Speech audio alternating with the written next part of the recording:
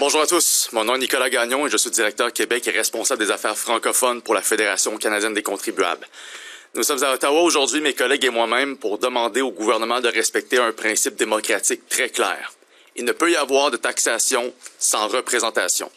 Et puisque le gouvernement refuse d'écouter les contribuables, eh bien, il devra le faire devant les tribunaux. Et c'est pour cette raison que la Fédération canadienne des contribuables poursuit en justice l'Agence du revenu du Canada pour mettre un terme à l'application illégale et antidémocratique de la hausse de l'impôt sur les gains en capital. Pas de taxation sans représentation, c'est pas un simple slogan accrocheur ou un principe qu'on lance en l'air une fois de temps en temps. C'est carrément un principe inscrit dans la Constitution canadienne. Par définition, ça veut dire que ça revient exclusivement au Parlement de voter et d'augmenter les impôts. Et il faut le rappeler, le gouvernement a omis de présenter un projet de loi pour hausser l'impôt sur le gain en capital. Il a également omis de le débattre, de le voter, de l'adopter, même de le promulguer en bonne et due forme. Et avec une élection imminente, il est fort probable qu'il ne le fera jamais.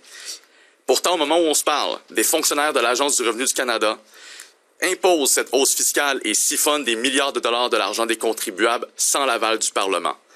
Cette hausse d'impôts est un coup dur pour notre économie au pire moment. Elle punit les Canadiens qui ont travaillé toute leur vie pour épargner en vue de leur retraite. Elle pousse également de jeunes entrepreneurs brillants qui rêvent de créer la prochaine grande entreprise technologique à quitter le pays et à s'établir ailleurs. Pour dire les choses sans détour, cette hausse fiscale est une gifle financière pour les Canadiens qui ont investi dans l'immobilier, bâti une petite entreprise ou épargné toute leur vie. Elle touchera plus d'1 million de Canadiens, dont la moitié gagne moins de 117 000 $ par année, selon le plus récent rapport publié par l'Institut en politique publique CDAO. Elle créera un trou de 90 milliards de dollars dans l'économie canadienne au cours des 5 prochaines années, et sur cette même période, elle créera, ou du moins, elle entraînera la perte de 400 000 emplois. Le gouvernement Trudeau porte l'entière responsabilité de ce fiasco. C'est lui qui a choisi de ne pas soumettre cette hausse fiscale au processus budgétaire, et c'est lui qui a décidé de proroger le Parlement. Il n'y a aucune raison pour laquelle les contribuables devraient avoir à payer le prix de cette gestion chaotique.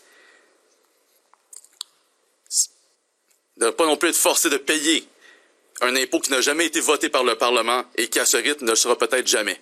Et c'est pour cette raison que la Fédération canadienne des contribuables demande au gouvernement Trudeau de mettre un terme immédiatement à cette tentative de l'Agence du revenu du Canada de piger davantage d'argent dans les poches des contribuables via une hausse d'impôt qui n'a jamais été votée. Mais jusqu'ici, il refuse d'agir. Il refuse de faire quoi que ce soit pour mettre un terme à ce pillage, et ce malgré le fait que les voix de l'opposition et même au sein même de son caucus s'élèvent contre cette hausse d'impôt. La Fédération canadienne des contribuables ne laissera pas des fonctionnaires non élus piger encore plus d'argent dans les poches des contribuables sans l'aval du Parlement, sans passer à travers le processus démocratique.